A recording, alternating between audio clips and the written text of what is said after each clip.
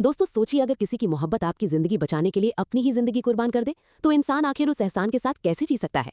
यही दर्द अब सयाहन की जिंदगी को पूरी तरह बदलने वाला है, क्योंकि जिस लड़की से उसने सबसे ज्यादा मोहब्बत की थी आज उसी का दिल उसकी छाती में धड़क रहा है। लेकिन कहानी का असली तूफान अभी शुरू हुआ है, क्योंकि एलिफ की मौत के बाद अब हर तरफ सिर्फ नफरत, बदला और दर्द बाकी रह गया है।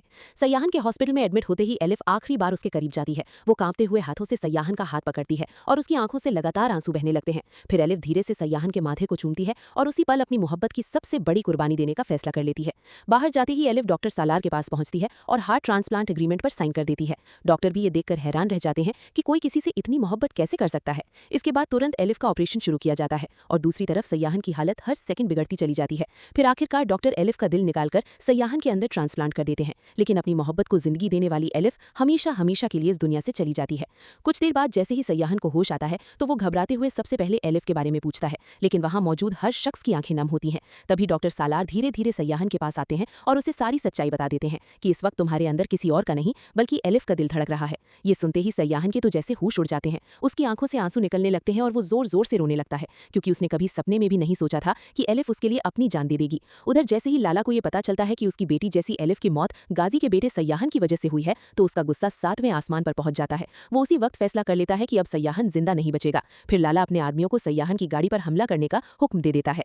कुछ ही देर बाद रास्ते में सयाहन की गाड़ी पर ताबड़तोड़ गोलियां चलनी शुरू हो जाती हैं। चारों तरफ अफरा तफरी मच जाती है। हालांकि सयाहन किसी तरह बच जाता है, लेकिन जकारिया को गोली लग जाती है, जिसकी वजह से वो बुरी तरह जख्मी हो जाता है। गाजी साहब तुरंत अपने लोगों की मदद से जकारिया को हॉस्पिटल पहुंचाते हैं, जहां डॉक्टर उसकी जान बचाने की कोशिश करने लगते हैं। दूसरी तरफ सयाहन पूरी तरह टूट चुका होता है। वो अपने डैड के साथ एलिफ की कब्र पर जाता है और कब्र के पास बैठकर फूट फूट कर रोने लगता है। वो बार बार खुद को दोष देने लगता है कि अगर उसकी जिंदगी में एलिफ ना आती तो शायद आज वो जिंदा होती। एलिफ की मौत सयाहन को पूरी तरह डिप्रेशन में डाल देती है। वो किसी से बात नहीं करता और हर वक्त सिर्फ एलिफ को याद करता रहता है। गाजी साहब अपने बेटे की ये हालत देखकर अंदर ही अंदर टूटने लगते हैं। इसीलिए वो फैसला करते हैं कि अगर सयाहन यहाँ रहा तो शायद कभी इस दर्द से बाहर नहीं निकल पाएगा। इसलिए वो सयाहन को कुछ दिनों के लिए पाकिस्तान छोड़कर बाहर जाने के लिए कहते हैं।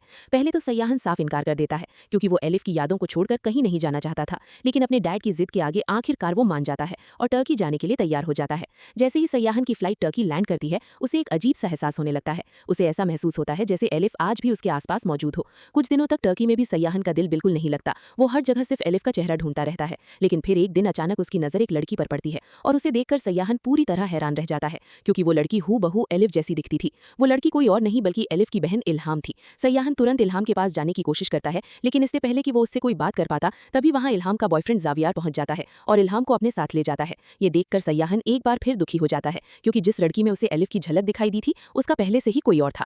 तभी वहां रानिया नाम की एक लड़की सयाहन के पास आती है। वो सयाहन की परेशानी समझ जाती है और उससे वजह पूछती है। पहले तो सयाहन चुप रहता है, लेकिन फिर रानिया पर भरोसा करते हुए उसे अपनी पूरी कहानी बता देता है। वो कहता है कि मैं इल्हाम को पसंद करने लगा हूं और चाहता हूं कि मेरी उससे शादी हो जाए। रानिया, जो इल्हाम और जावियार दोनों को अच्छी तरह जानती थी, वो सयाहन को उनके बारे में सब कुछ बता देती है। यहाँ तक कि वो ये भी बताती है कि दोनों किस ऑफिस में काम करते हैं। फिर रानिया अपने कनेक्शंस का इस्तेमाल करके सयाहन की भी उसी ऑफिस में जॉब लगवा देती है। ऑफिस में काम करते हुए धीरे धीरे सयाहन अपनी अच्छाई और सच्चाई से इल्हाम के दिल में जगह बना लेता है। वक्त गुजरने के साथ इल्हाम को भी एहसास होने लगता है कि सयाहन उससे सच्ची मोहब्बत करता है। दूसरी तरफ जावियार को ये सब बिल्कुल पसंद नहीं आता। वो बार बार सयाहन से लड़ाई करने लगता है और उसे इल्हाम से दूर रहने की धमकी देता है। लेकिन एक दिन आखिरकार इल्हाम जावियार से हमेशा के लिए ब्रेकअप कर लेती है। इतना ही नहीं, वो सयाहन के प्रपोजल को भी एक्सेप्ट कर लेती है। ये सुनकर सयाहन को ऐसा लगता है जैसे उसकी बिखरी हुई जिंदगी फिर से संभलने लगी हो। लेकिन शायद किस्मत को अभी भी उनका सुकून मंजूर नहीं था, क्योंकि जिस दिन सयाहन और इल्हाम की शादी होने वाली होती है उसी दिन लाला के आदमी टर्की में भी सयाहन पर हमला कर देते हैं।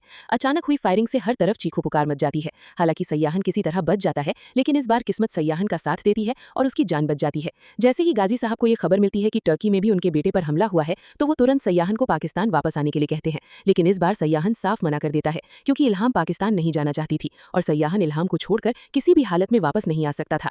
अब सवाल यह है कि क्या टर्की में सयाहन और इल्हाम सच में सुरक्षित हैं, या फिर लाला के आदमी एक बार फिर उनका पीछा करेंगे? क्या सयाहन की जिंदगी में फिर से खुशियां लौट पाएंगी, या एलिफ की कुर्बानी के बाद उसकी किस्मत में सिर्फ दर्द ही लिखा है? और सबसे बड़ा सवाल, क्या सच में सयाहन और इल्हाम की शादी हो पाएगी, या उनकी मोहब्बत भी अधूरी रह जाएगी? आपको क्या लगता है, हमारी प्रेडिक्शन सही साबित होगी या गलत? हमें कमेंट करके जरूर बताना और वीडियो को लाइक और चैनल को सब्सक्राइब करना बिल्कुल मत भूलना।